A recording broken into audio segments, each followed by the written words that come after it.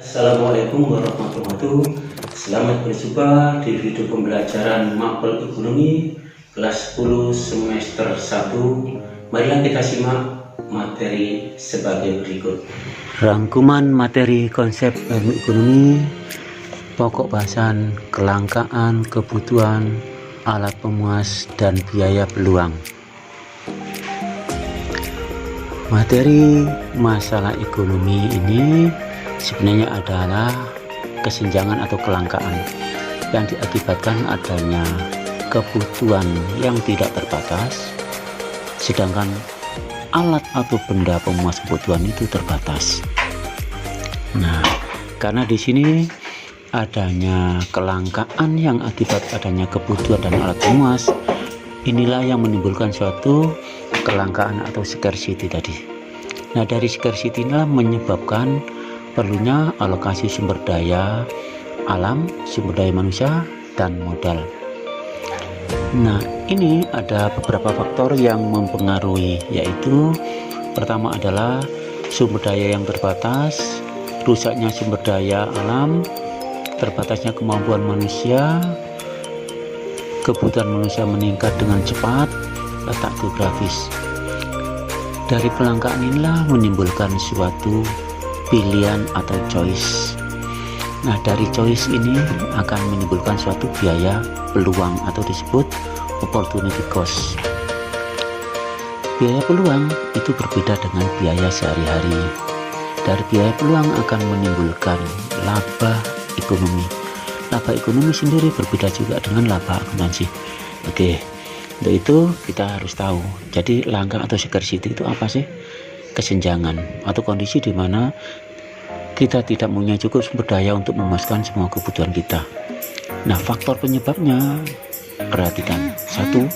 Keterbatasan jumlah benda pemuas kebutuhan yang ada di alam atau keterbatasan sumber daya dan rendahnya kemampuan produksi. Sebagai misal adalah minyak bumi dan barang tambang lainnya yang memerlukan waktu beribu-ribu tahun untuk memperbaruinya. Ini yang pertama.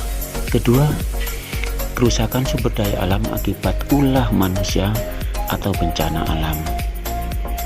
Nah, ini misalnya ada penebangan hutan yang tidak terencana dengan baik mengakibatkan hutan menjadi gundul dan mengakibatkan banjir. Itu termasuk faktor yang kedua.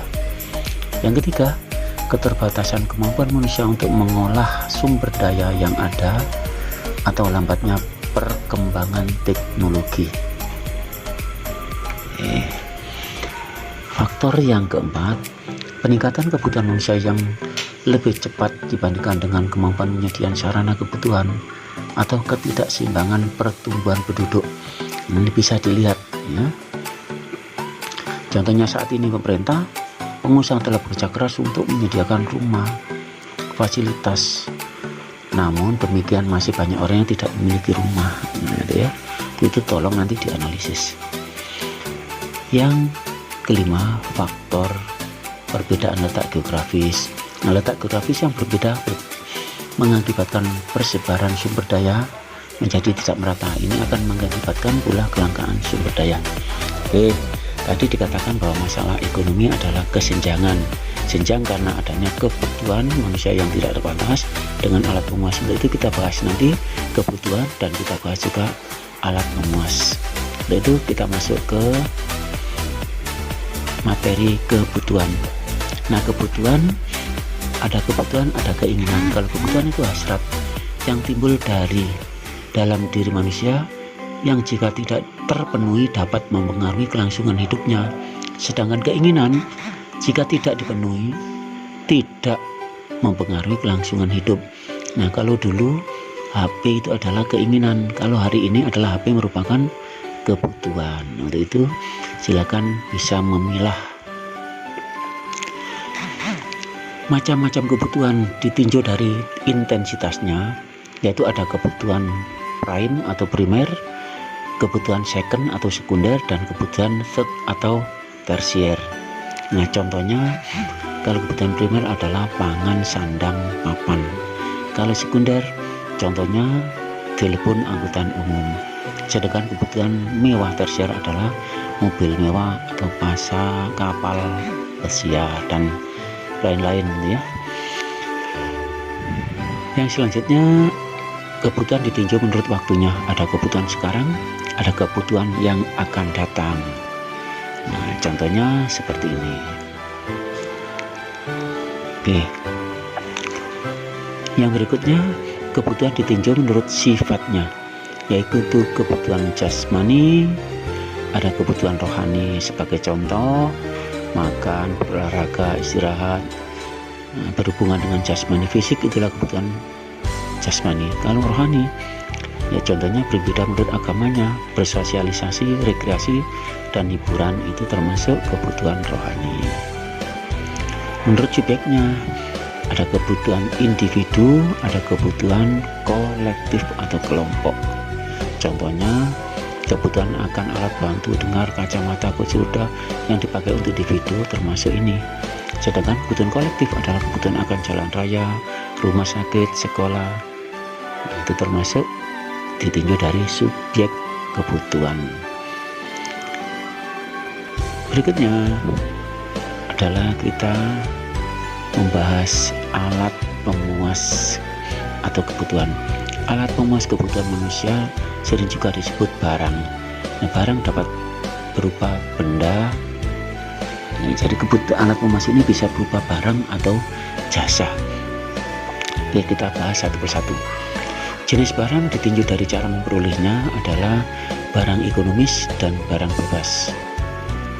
Barang ekonomis adalah barang pemuas kebutuhan yang untuk memperolehnya memerlukan sejumlah pengorbanan tertentu yang biasanya berupa uang, contohnya makanan, pakaian, perhiasan. Sedangkan barang bebas, barang pemuas kebutuhan yang tersedia hampir tidak terbatas, sehingga untuk memperolehnya kita tidak membutuhkan pengorbanan dan dapat mengambilkan begitu saja di alam.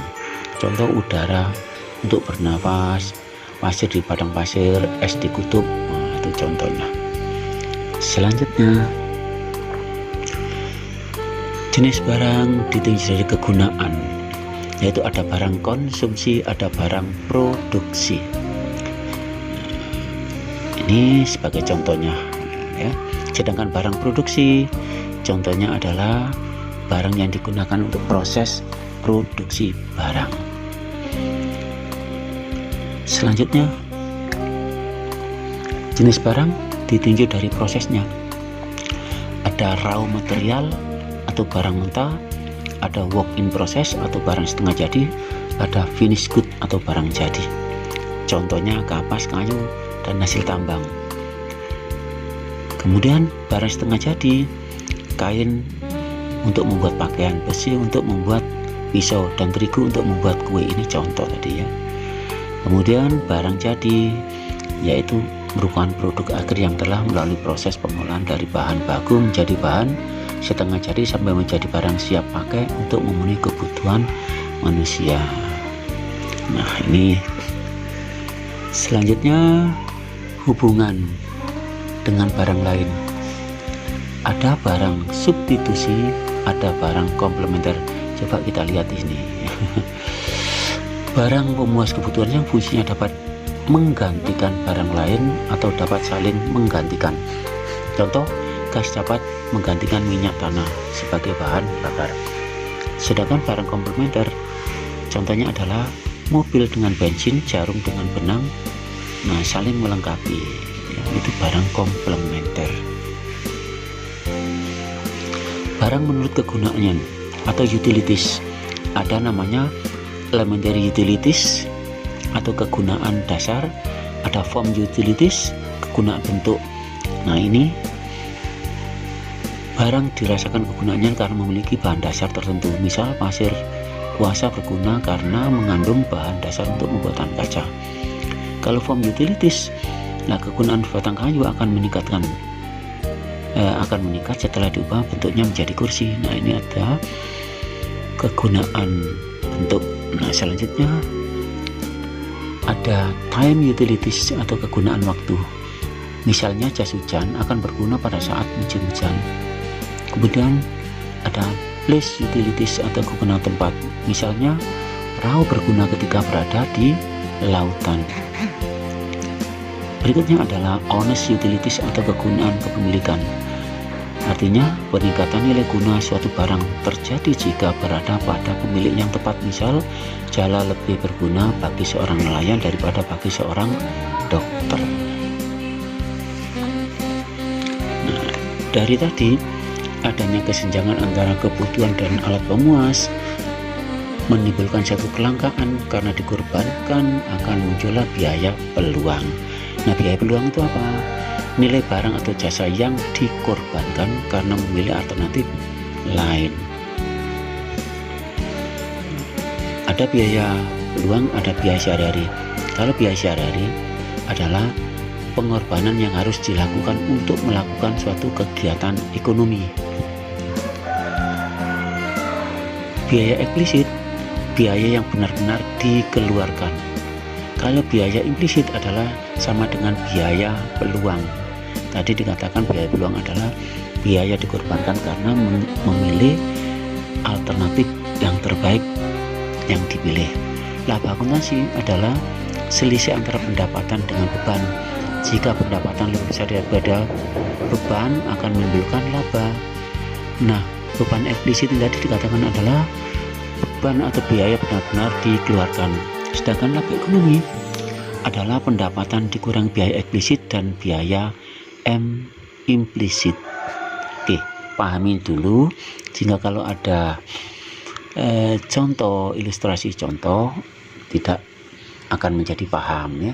Contoh ini, Amir saat ini adalah sebuah manajer pada perusahaan telekomunikasi.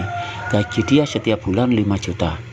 Amir beralih pekerjaan membuat usaha baru, yakni usaha warung internet.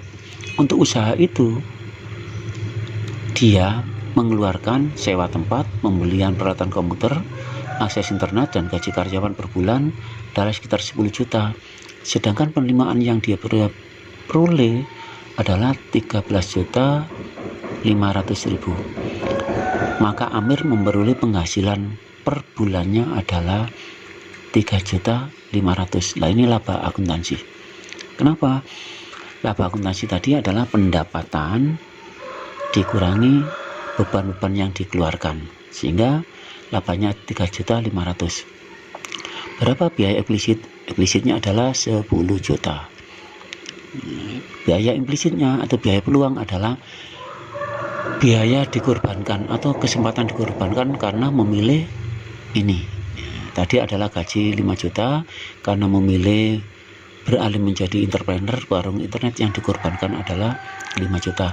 Sehingga laba ekonomi adalah dari pendapatan atas usaha 13.500.000 dikurangi beban untuk usaha warnet ini, kemudian dikurangi peluang karena meninggalkan sebagai manajer di perusahaan telkom ini. Nah, kalau dilihat dari laba ekonomi, maka Amir itu mengalami kerugian 1,5 juta rupiah. Kalau dilihat dari kegiatan akuntansinya, Amir mendapatkan laba 3.500.000. Oke, dari contoh ini sambil buka buku panduan, buku pegangan siswa, perbandingkan nanti kayak apa biaya peluang. Ya anak-anak, kalian sudah mempelajari materi kelangkaan. Nah, selanjutnya kita nanti ketemu di materi KD 3.2. Selamat beraktivitas. Terima kasih, semoga bermanfaat. Saya kira. Assalamualaikum warahmatullahi wabarakatuh.